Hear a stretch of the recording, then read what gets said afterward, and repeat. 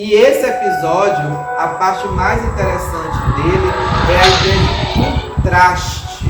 Os soldados, quando desembarcam em Queimadas, eles vão de trem de Salvador até Queimadas. Então era como se eles estivessem em outro país.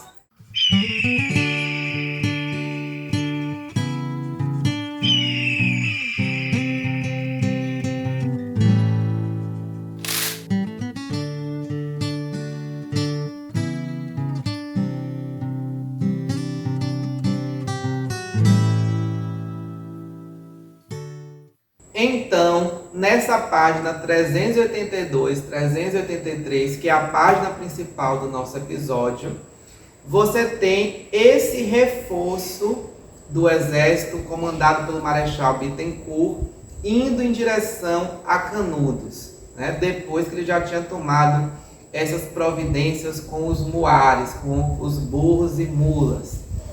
E esse episódio, a parte mais interessante dele é a ideia de contraste.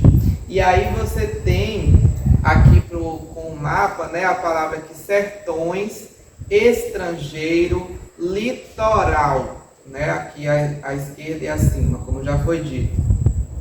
Então, os soldados, quando desembarcam em Queimadas, eles vão de trem de Salvador até Queimadas. Quando eles desembarcam lá, eles sentem um grande contraste do lugar de onde eles vieram, né, das suas cidades de origem e da própria Salvador e das cidades litorâneas do Brasil de um modo geral, para aquela terra dos sertões.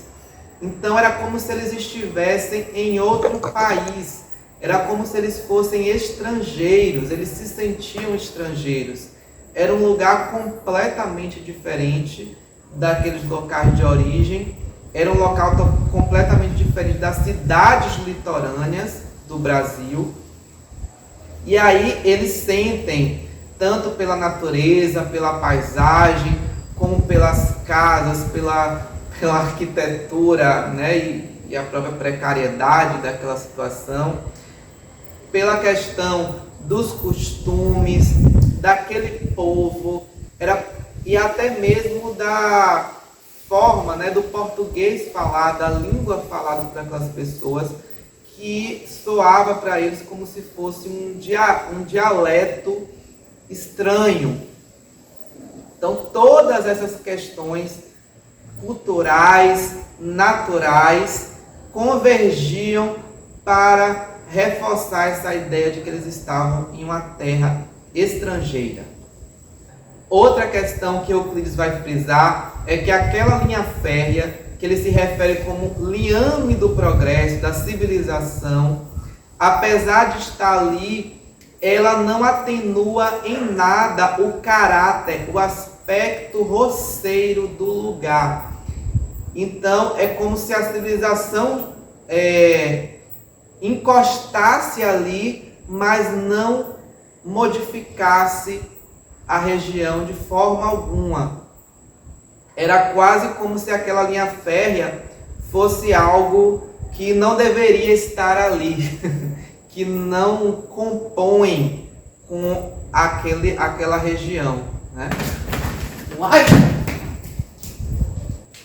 Ai, só me faltava essa agora. Tá vendo, gente? Um ótimo momento aqui de bastidores, né? Um pássaro, não sei se era um pássaro, porque achando que era um morcego vindo em minha direção, mas sai correndo. A linha férrea do progresso foi correndo, não sei.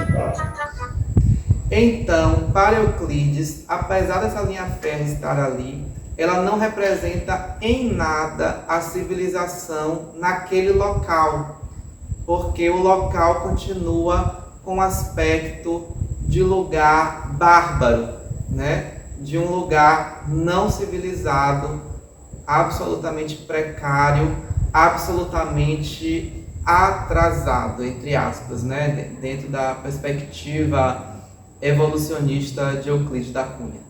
Justamente pensando nessa perspectiva, a ideia de progresso, ele traça um paralelo entre a arquitetura e a ideia de progresso. Então ele pensa, por exemplo, as malocas dos índios como um exemplo de arquitetura primitiva, a arquitetura primeira, né, mais atrasada de todas. Depois ele pensa as casas, a arquitetura atual do Brasil, vamos dizer, do Brasil litorâneo, né, das capitais, como um exemplo de arquitetura moderna.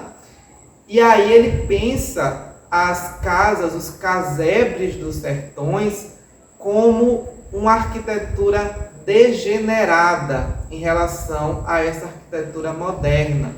É interessante que ele parece colocar as malocas dos índios acima, nessa hierarquia evolutiva, dos casebres sertanejos, porque os casebres representavam a degeneração da civilização moderna.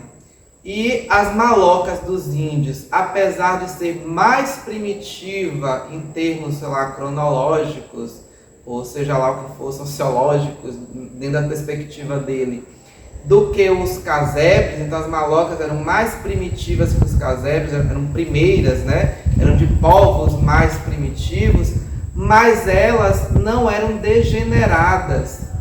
Esses povos eram primitivos, mas não eram degenerados, estavam dentro da sua linha evolutiva, sei lá, dentro do seu patamar, né? Representando fielmente o seu patamar na escala. Já os casebres dos sertanejos, eles representavam essa civilização moderna degenerada, certo? E por isso eles seriam ainda piores do que as malocas. Até porque as malocas indígenas, né, elas não têm esse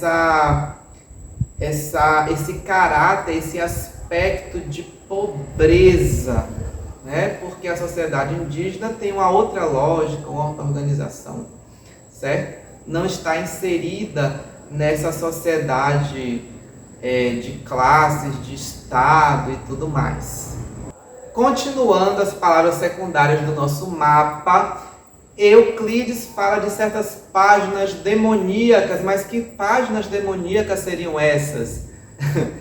Essas páginas se referem, primeiro, a uma capela que existia em Queimadas, uma capelinha pequena, rústica, que serviu de abrigo para os soldados. Esses soldados, tanto os que estavam indo, mas principalmente os que estavam vindo, que paravam por ali antes de retornar para Salvador, já com todos os traumas da guerra, né, com toda aquela situação, eles picharam as paredes dessa capela com os seus sabres ou com carvão, e a capela se tornou uma espécie de radiografia daquele conjunto de sentimentos, de ideologias, de tudo que estava, daquele turbilhão interior dos soldados que extravasava naquelas pichações, tanto daqueles que estavam indo como dos que estavam retornando. Porque mesmo os soldados que estavam indo acabavam se deparando com os rastros dessa tragédia que iam sendo deixados pelo caminho. E que rastros eram esses? Eram corpos mortos ao longo do caminho, eram bonés, fardas esfarrapadas, né, ensanguentadas, empoeiradas, e os jagunços também, ou seja, todo o rastro de tragédia por esse caminho que vai de Queimadas até Canudos. Uma coisa assim absolutamente sinistra. E por conta disso, esses soldados já iam com o seu psicológico completamente abalado, aterrorizado. Os primeiros que passam por lá passam altivos, altaneiros, né? É o termo que Euclides usa, acreditando que vai dar tudo certo, que eles eram superiores, que eles tinham as armas modernas, e não é isso que acontece. O que acontece realmente é uma grande tragédia, tanto para os sertanejos como para os soldados, e uma grande dificuldade em conseguir dar fim àquela rebelião, né? Dito isso, eu vou ler os trechos que resumem as ideias desse episódio e vou ler também depois outros trechos referentes ao final, né? O final dessa guerra, o final dessa tragédia. Conte uma história